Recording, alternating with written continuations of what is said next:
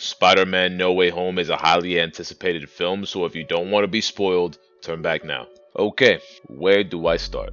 Crap, crap, mega crap. The cold streak of the Marvel Cinematic Universe continues, like Phase 4 has been such a botch. Black Widow, Shang-Chi, Eternals, and now Spider-Man have all been very disappointing. Now, I didn't expect too much, but I hoped that it would at least be better than the previous two films. Instead, the simplest way to describe this film is to take Far From Home or Homecoming, either one, and you take some quality, some substance from those films, and then just overcompensate with a bunch of fan service. You can pretty much scratch off No Way Home and just replace it with fan service, call this film Spider-Man fan service. Now I know Spider-Man has a lot of fangirls and a lot of fanboys and are very excited about diving into the multiverse, but this film wasn't even so much about the multiverse as it was about Peter Parker being a dumbass. To start off, the plot was weak and the tone was a mess. It goes from being a comedy to Peter worrying about his girlfriend issues, then worrying about MIT, then worrying about the multiverse, and then worrying about being the friendly neighborhood Spider-Man, and then worrying about this and that and this and that. And the plot is essentially that Peter cannot take that his life is a little rough, like the previous films didn't happen, like half the universe wasn't snapped out of existence, including himself. So rather than dealing with it like normal people do, which Stephen Strange did tell him, and he did do after by trying to fix his issues by talking to that lady that would talk to MIT, rather than doing any of that first, he asks Doctor Strange to meddle with the multiverse just so people can forget that he's Spider-Man. Like he still hasn't learned that there are forces, there are powers in the universe that he should not meddle with, that he does not understand. It was stupid because Doctor Strange is very contradicting. Like one moment he doesn't want to help Peter because he understands that the multiverse is something that we know very little about, and he doesn't want to damage it, he doesn't want to do anything stupid by doing a spell for Peter just because his life is a little rough. And then he just turns around and does a spell for Peter because Peter's life is a little rough. And then after being told not to interfere with the spell, Peter decides to interfere with the spell, and Doctor Strange allows him to interfere with the spell. Aside from the multiverse, instead of doing something original, we get something we've already seen before, but worse. Things are a bit retconned because it takes one villain from all the previous other Spider-Man films, not part of the MCU, and places them in the MCU.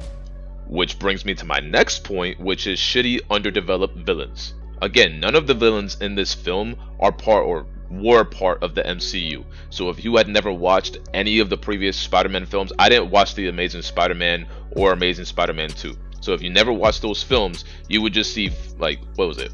Doc Ock, Electro, Lizard, Sandman, Green Goblin, was 5 guys? Yeah, you would have 5 villains in this film that you have never seen before. And then they would have no development whatsoever. They would just be here, they would tell a few jokes, they would say a few cheesy lines from previous movies, and then they would lose. The end. Now, I know people were looking forward to it, they were excited. I mean, when I was in theaters, like the theater erupted when they saw Green Goblin or heard Green Goblin. More so than when they saw Doc Ock.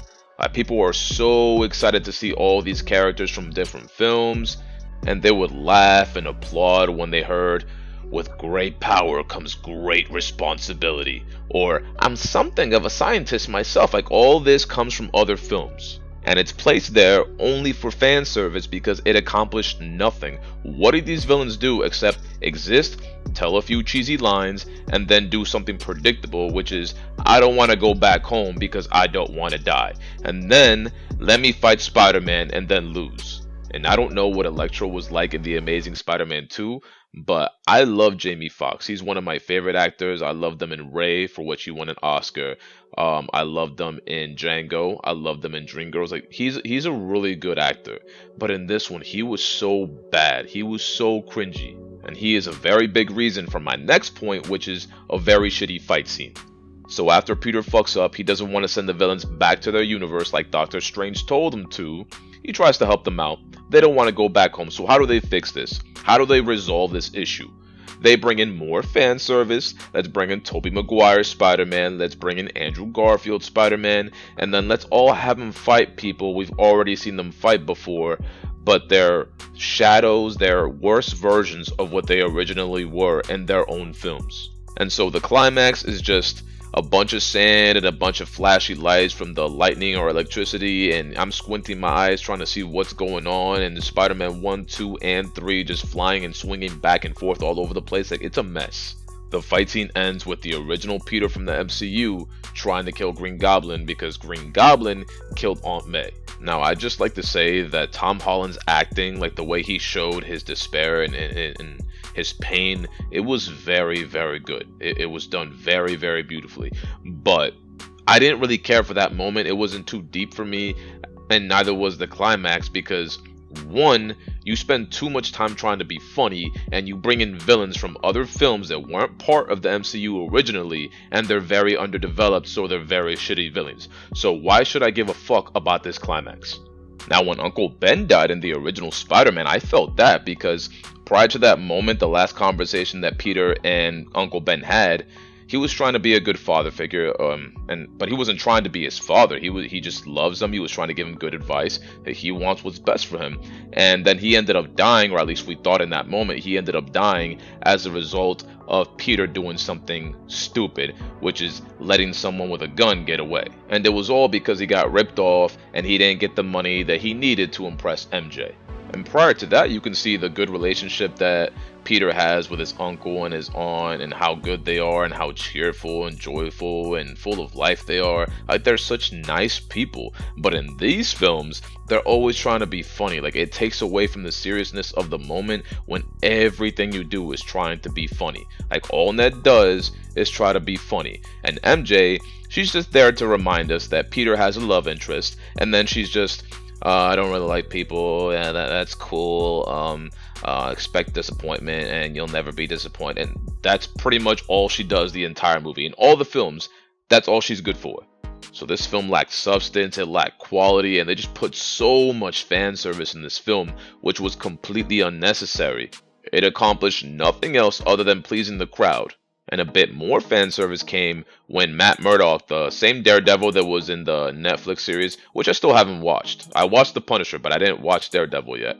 And I might not at all, to be honest. But it was the same Daredevil from that. So he was in this film, but he was just playing a lawyer. I don't know if he's going to have a greater role in the future. But yeah, I mean, it was kind of fan service, but he had a purpose. Peter needed a lawyer, and Matt Murdock is a lawyer. That's the only purpose he served, and it was like all of 2 minutes. So it wasn't that bad. But having Doc Ock, Electro, Lizard, blah, blah, blah, none of that served any purpose. You just brought in villains from other films, and then brought in Spider-Man from other films, and then just had them fight each other all over again, like we haven't seen that before. Except this time, because they're swinging back and forth and you have all these bright-ass lights, you can't see shit. But yeah, I'm gonna stop my rant right there. I honestly think if I was younger, if I was like 13, 14, I might enjoy this film a lot more. Because back then, like, things like that would have pleased me to see, like, heroes from other films. And I love the Spider-Man films, like, as a kid, but watching them now as an adult, like, they're just not the same anymore. And these new Spider-Man films, the MCU version of them, they're a lot more childish. Like, they cater more to, like, young adults and teenagers. Not saying adults can't like them. Like, if you're an adult and you like these films, there is absolutely nothing wrong with that. I think my favorite part of the film is probably when I get to see Tom Holland sad. Like, his acting ability in those moments was really, really good, at least in my opinion. And at the end of the movie, instead of an end credit scene, I mean, they had one end credit scene in which they showed Venom or Eddie Brock, so I don't really know where that's going, but at the very, very end, they had the trailer for Doctor Strange 2. Can't remember what it was called, but I was excited to see that. That was pretty cool. But yeah, that's all I liked about the film.